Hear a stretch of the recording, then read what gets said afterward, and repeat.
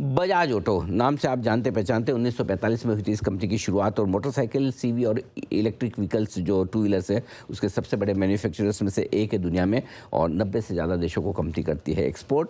हमारे साथ कार्यक्रम में शामिल हो रहे हैं राकेश शर्मा साहब, जो कल नहीं आज ही नहीं कल कल आज 2 जून है, कल 1 जून से सर बन चुके हैं जॉइंट एमडी। तो और बड़ा पदभार आपने संभाला है। आपने दिल्ली यूनिवर्सिटी से कॉमर्स में ग्रेजुएशन की डिग्री की है और IIM अहमदाबाद से भी आपने post graduation diploma in management किया है। कल बाजार खुलने के ठीक पहले आए थे आपके लिए बजाज ऑटो के मंथली सेल्स नंबर्स। आपके सामने पहले नंबर्स रख दूँ, उसके बाद शर्मा साहब से हम करेंगे मुलाकात। 18% आय बढ़कर आई है टोटल टू व्हीलर सेल्स में, माफ़ कीजिएगा बिक्री बढ़कर आई है।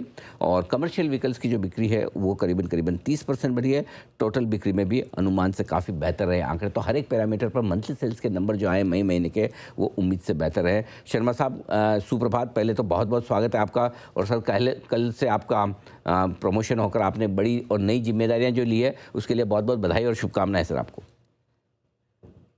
नमस्कार अनिल जी, बहुत बहुत शुक्रिया आपका। और मुझे अभी अभी ये ज्ञात हुआ है कि आज आपका जन्मदिन है, तो हार्दिक शुभकामनाएं।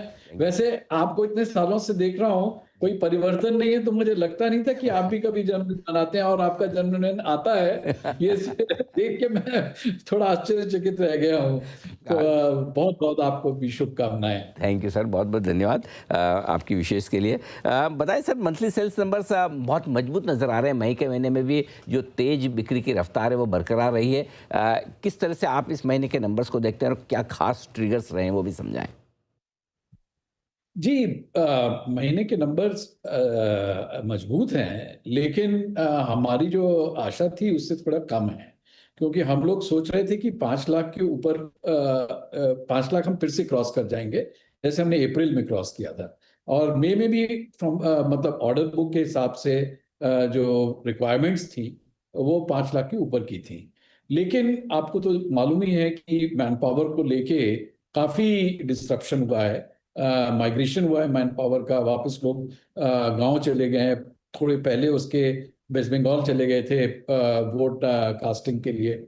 और ये जो बढ़ती हुई महंगाई है, लोगों को समय पर और ठीक से खाना नहीं मिल रहा था, तो काफ़ी लेबर यहाँ से माइग्रेट कर गया, जिसकी वजह से हमारे टियर 3 टियर 2 जो वेंडर्स हैं उनको काफ़ी मुश्किलें आई हैं, और उसकी वजह से सप्लाई चेन में डिस्रप्शन रहा है। थोड़ा सा शिपिंग वगैरह में भी डिस्रप्शन रहा है। आपको मालूम है हमारा ऑलमोस्ट 40-50% प्रोडक्शन एक्सपोर्ट होता है। हर 10 मिनट एक कंटेनर निकलता है हमारी फैक्ट्री से, और हर दिन 4 शिप्स हम लोग पकड़ते लेते हैं। और इसमें भी थोड़ा बहुत डिस्रप्शन रहा। इसकी वजह से 5 लाख से थोड़ा 10% नीचे रहा। मेरे हिसाब से 10-15% की क्षति हो गई हम लोग को, लॉजिस्टिक्स और ये मैन पावर इश्यूज लेके। वैसे तो जो मोटरसाइकिल मार्केट है, इंडस्ट्री है, वो अगर हम मार्च से तुलना करें तो अप्रैल मार्च से कम था। मार्च में भी मोटरसाइकिल जबरदस्त ग्रोथ दिखा रही थी इंडस्ट्री, 20% के ऊपर। मई अप्रैल में वो कम होके 10-11% हो गया, और फिर मई में और भी इससे कम होके 4-5% पे आ गई है। और ये जो डाउन ट्रेंड हुआ है एकदम से, ये जो इन्फ्लेशनरी फोर्सेस हैं उनकी वजह से प्राइस इंक्रीज लेने पड़े कंपनीज को, जिसकी वजह से जो जीएसटी रेट कट में के कारण जो प्राइसेस कम हुए थे प्रोडक्ट्स के, वो 40 से 50% वो एडवांटेज रोल बैक हो गया। और वैसे भी आप देख रहे हैं कंज्यूमर सेंटिमेंट इस मिडल ईस्ट की इश्यूज की वजह से, और एलपीजी, खास करके एलपीजी और पेट्रोल प्राइसेस को लेके, ये दो चीजों से कंज्यूमर सेंटिमेंट पे बहुत प्रभाव पड़ता है। और हमारी जो इंडस्ट्री है वो काफी कुछ कंज्यूमर सेंटिमेंट पे चलती है, क्योंकि डिस्क्रिशनरी परचेज, ऐसा नहीं है कि आपको आज ही चाहिए गाड़ी। लोगों को जब मुश्किलें आ जाती हैं तो लोग सोचते हैं कि चलो अभी मैंने इसको 5 साल गाड़ी को चला लिया, 1 साल और खींच लेता हूँ।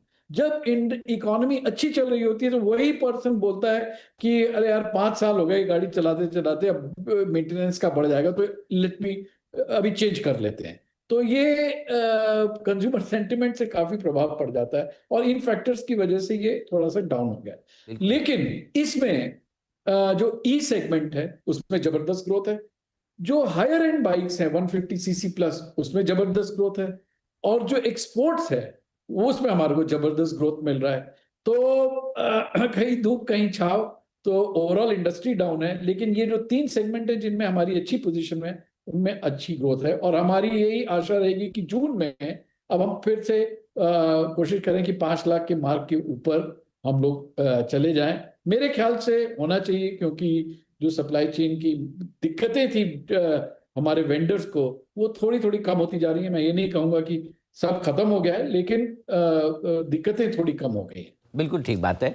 तो ये आपने जो कुछ कहा उसमें से दो बातें मुझे बहुत इंटरेस्टिंग लगी, जो हमारे दर्शकों के सामने मैं थोड़ा हाईलाइट कर दूं। एक तो ये कि आपने जो कहा ना कि एकदम अपने कंज्यूमर को अगर आप पहचानते तो आप उस बिज़नेस को बहुत अच्छे से कर सकते हैं। और आपने बिल्कुल सही कहा कि तेज़ी का माहौल हो, बढ़िया सब कुछ चल रहा हो, तो आदमी जल्दी से गाड़ी बदलने की सोचता है कि 4-5 साल हो गए, और वही माहौल थोड़ा सा ढीला हो तो चल रहा है, चलने दीजिए। ये एक इंटरेस्टिंग चीज़ आपने कही। दूसरी चीज़ जो आपने बताई पूरे कि हमारी उम्मीद से नंबर्स बेहतर आए, जो एस्टिमेट थे हमारे पास, लेकिन आप सेटिस्फाइड नहीं कि आप 5 लाख का आंकड़ा पार करना चाहते थे। तो ये जो एक और ज़्यादा करने का पैशन है, वो आपको और आगे बढ़ने के लिए प्रोत्साहित करता है। तो सर, ये दोनों चीज़ें आपके जो आपने कहा उसमें से मुझे अच्छी लगी। अब आइए, जो एक और अच्छा आंकड़ा है उस पर मैं बात करना चाहता हूँ। मिडिल ईस्ट में तनाव है, ग्लोबल सप्लाई चेन में भी समस्याएं, लेकिन उसके बावजूद आपके एक्सपोर्ट्स जो टू व्हीलर्स के हैं वो करीबन करीबन 30% बढ़े हैं, कमर्शियल व्हीकल वाले एक्सपोर्ट्स 65% बढ़े हैं। तो ये किस तरह से हुआ? क्या कुछ ऐसे देशों में ज़्यादा बिजनेस हो रहा है जिनका मिडिल ईस्ट के टेंशन से या उसकी सप्लाई चेन से असर नहीं पड़ता है? ये ग्रोथ कैसे मैनेज की है कंपनी ने, ये समझाइए। अनिल जी, देखिए, जो मिडिल ईस्ट है वो 4 से 5% ही है हमारे पोर्टफोलियो में। हमारा ज्यादा तो है अफ्रीका और लैटिन अमेरिका में। अभी लैटिन अमेरिका में क्या हुआ, हम लोग को 30-35% ग्रोथ मिल रही है, क्योंकि जो वहां पे हमने 250 सीसी 400 सीसी के जो नए प्रोडक्ट्स रखे हैं, 125 सीसी के, वो पिछले 6-7 महीनों से आप देखें तो वहां पे जबरदस्त प्रदर्शन है उनका। और हर महीने हमको वहां से खबर आती है कि highest ever, highest ever, highest ever. Colombia, Mexico, Peru, ये इस तरह के ब्राजील, इन सब के मार्केट्स में बहुत अच्छी ग्रोथ मिल रही है। अब उसके ऊपर क्या हुआ है कि पिछले साल अफ्रीका बहुत ही ठंडा पड़ा हुआ था, लेकिन पिछले 2-3 महीने 4 महीने से अफ्रीका में रिवाइवल है। नाइजीरिया में रिवाइवल है, जो कि हमारा सबसे बड़ा मार्केट होता था। अभी मैं पिछले मतलब मई के महीने में वहां पे हम लोग ने 36,000 गाड़ियां बेची। पिछले मई में मेरे ख्याल से 16,000 थी। तो आप देख सकते हैं कि 100% ग्रोथ हो गया। तो इस तरह का युगांडा, तंजानिया, कीनिया में भी 100% तो नहीं, बट 50 से 80% ग्रोथ आ रहा है। तो ये दो चीजों की वजह से, एक जगह जहां हमारे को प्रोडक्ट सक्सेस मिल रही है, दूसरी जगह जहां हमारी अच्छी पोजीशन थी, मार्केट डाउन था, लेकिन अब मार्केट अच्छा हो गया है। तो अक्टूबर में हम लोग ने 2 लाख क्रॉस किया। फिर उसके बाद 2,20,000 तक हम टेस्ट करने लगे, मार्च अप्रैल तक।